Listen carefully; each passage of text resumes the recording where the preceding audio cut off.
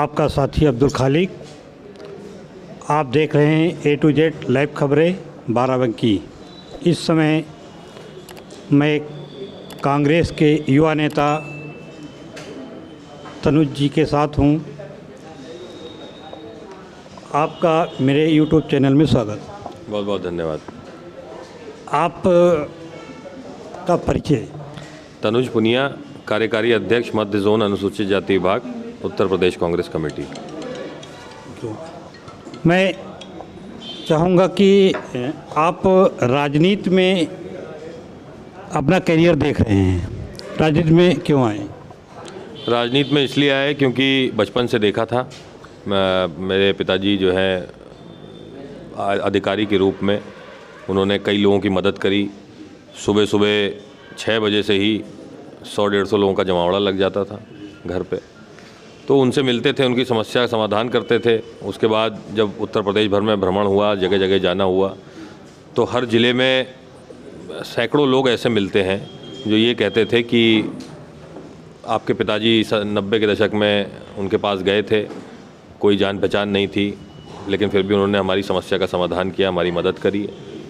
तो वो सब सुन करके लगता था कि हाँ, कुछ करना चाहिए मुझे भी। तो इसीलिए जो है दोबारा राजनीति में आए। राजनीति में आप किन मुद्दों पर लेकर चुनाव लड़ेंगे? मुद्दे तो सारे समाज के भलाई के लिए होते हैं, मुद्दे देश को बनाने के लिए होते हैं। और जो मुद्दे आज सबसे ज़्यादा हैं हमारे बाराबंकी ज़िले में, तो सबसे बड़ा मुद्दा किसान का मुद्दा है। किसान आज कर्ज में डूबा हुआ है, उसके लिए हम क्या कर सकते हैं? सही टाइम पे खाद मिले, सही टाइम पे नहर में पानी आए, उनकी फसल का सही रेट उनको मिले, सही रेट पे खाद मिले। तो ये सब मुद्दे हैं हमारा। और विशेष रूप से पेपरमिंट की खेती जो यहाँ होती है, सबसे अच्छी फसल अगर पूरे हिंदुस्तान में कहीं होती है मेंथा की, तो वो उत्तर प्रदेश बाराबंकी में होती है। लेकिन उसके लिए किसी भी नेता ने कुछ किया नहीं आज तक। यहाँ तक के पेपरमिंट की जो फसल है वो कृषि में भी शामिल नहीं है, इसलिए उस पर दोहरा टैक्स लगता है। GST और मंडी टैक्स दोनों लगते हैं। तो अगर कृषि में इसको शामिल करा दिया जाए तो कम से कम टैक्स से मुक्त हो जाएगा और किसानों तक उसका लाभ सीधे सीधे पहुंचेगा। और MSP की भी ज़रूरत है, जो घटते बढ़ते रहते हैं पेपरमिंट के तेल के दाम, तो उसके भी फिक्स करने की ज़रूरत है। पिछले 2 साल से 1000 के ऊपर गया ही नहीं है। एक ज़माना हुआ करता था 1600-1700 मिला करता था लोगों को। तो ये सब मुद्दे हैं। साथ ही साथ युवाओं का एक बहुत बड़ा मुद्दा है कि रोज़गार पर्याप्त मात्रा में उपलब्ध नहीं है बाराबंकी डिस्ट्रिक्ट में, ख़ासतौर से जैतपुर में कोई फैक्ट्री नहीं है जहाँ पे ज़्यादा रोज़गार मिले। फिर आपका शिक्षा के क्षेत्र में भी कमी है।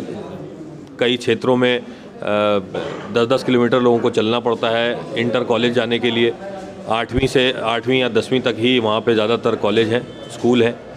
उसको 12वीं तक स्कूलों की व्यवस्था करानी है, डिग्री कॉलेजों की व्यवस्था करानी है। कुछ क्षेत्रों में ITI पॉलिटेक्निक की भी कमी है, वो भी खुलवाने की ज़रूरत है।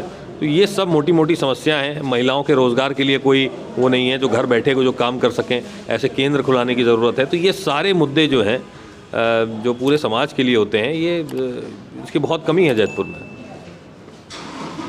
अच्छा, महिलाओं की बात कहें, महिलाएं 40% की जो हिस्सेदारी है, तो बाराबंकी में 6 सीटों में कितनी सीटों पर महिलाएं आपकी पार्टी उतार रही?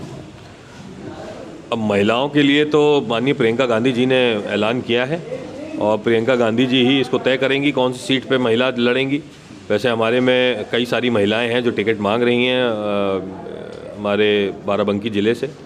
लगभग हर सीट पे महिला टिकट मांग रही हैं। तो तय करना कि नहीं करना, किस पे सीट कौन लड़ेंगे, ये तो हमारे प्रियंका गांधी जी जो हमारी महासचिव प्रभारी हैं उनका फैसला है।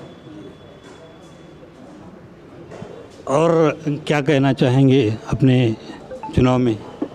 देखिए, मैं ये कहना चाहूँगा कि इस बार आप सब लोग जात, बिरादरी, धर्म और बड़े बड़े चेहरे ये सब छोड़ करके एक योग्य प्रत्याशी को चुने, एक योग्य व्यक्ति को चुने जो कम से कम आपके लिए संघर्ष कर सके, आपकी समस्याओं को हर स्तर पे उठा सके। यही मुद्दे हमको उठाने भी चाहिए और हम जात बिरादरी से हट करके और सीधे सीधे मुद्दों पे आ जाएं, तो फिर क्षेत्र का भला हो सकेगा, सही जनप्रतिनिधि आप चुन सकेंगे।